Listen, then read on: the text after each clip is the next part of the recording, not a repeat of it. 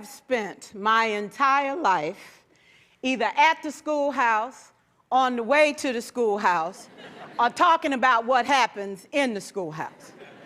Both my parents were educators. My maternal grandparents were educators. And for the past 40 years, I've done the same thing. And so needless to say, over those years, I've had a chance to look at education reform from a lot of perspectives. Some of those reforms have been good, some of them have been not so good. And we know why kids drop out. We know why kids don't learn. It's either poverty, low attendance, negative peer influences. We know why. But one of the things that we never discuss, or we rarely discuss, is the value and importance of human connection. Relationships. James Comer says that no significant learning can occur without a significant relationship. George Washington Carver says all learning is understanding relationships. Everyone in this room has been affected by a teacher or an adult. For years, I have watched people teach. I have looked at the best and I've looked at some of the worst. A colleague said to me one time, they don't pay me to like the kids. They pay me to teach a lesson. The kids should learn it. I should teach it, they should learn it, case closed.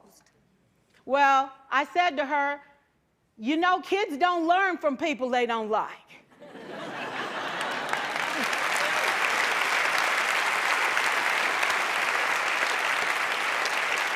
She said, that's just a bunch of hooey.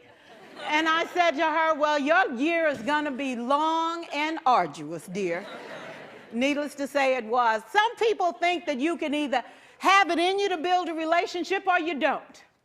I think Stephen Covey had the right idea. He said you ought to just throw in a few simple things, like seeking first to understand as opposed to being understood.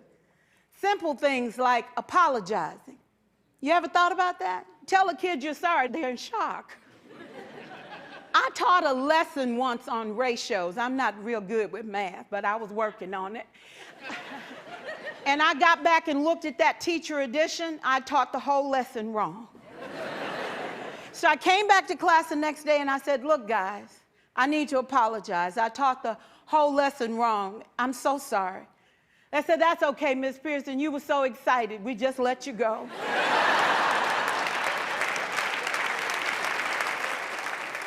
I have had classes that were so low, so academically deficient that I cried.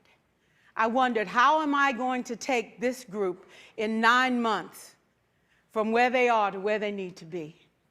And it was difficult. It was awfully hard. How do I raise the self-esteem of a child and his academic achievement at the same time?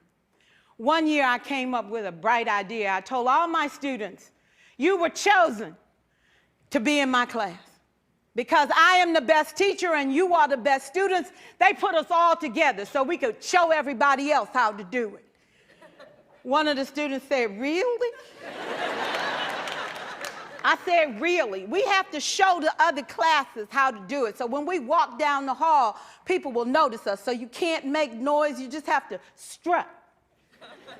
And I gave him a saying to say, I am somebody. I was somebody when I came. I'll be a better somebody when I leave. I am powerful and I am strong. I deserve the education that I get here. I have things to do, people to impress, and places to go.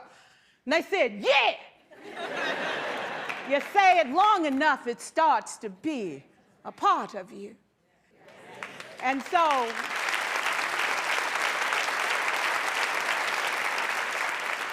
I gave a quiz, 20 questions. Student missed 18.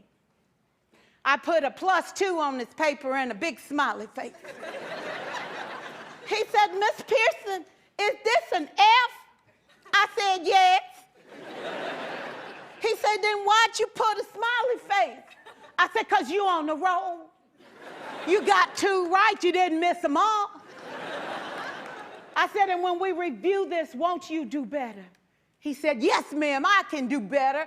You see, -18 sucks all the life out of you. +2 said, I ain't all bad.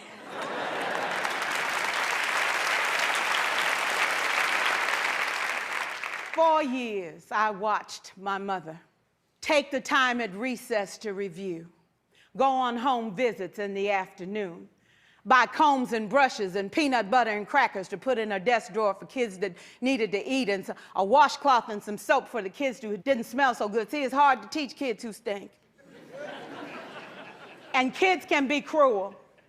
And so she kept those things in her desk, and years later, after she retired, I watched some of those same kids come through and say to her, you know, Miss Walker, you made a difference in my life. You made it work for me. You made me feel like I was somebody when I knew at the bottom I wasn't. And I want you to just see what I've become. And when my mama died 2 years ago at 92, there were so many former students at her funeral.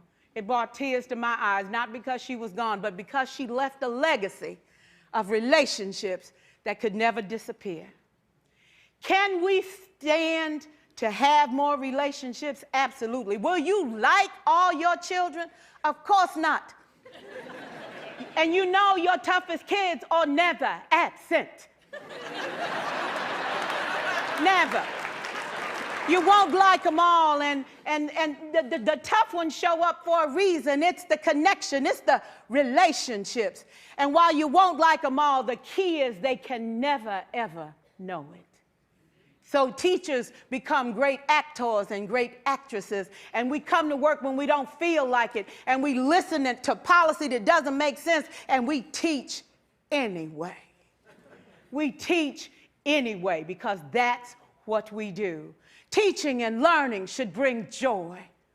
How powerful would our world be if we had kids who were not afraid to take risks, who were not afraid to think, and who had a champion? Every child deserves a champion, an adult who will never give up on them, who understands the power of connection and insists that they become the best that they can possibly be.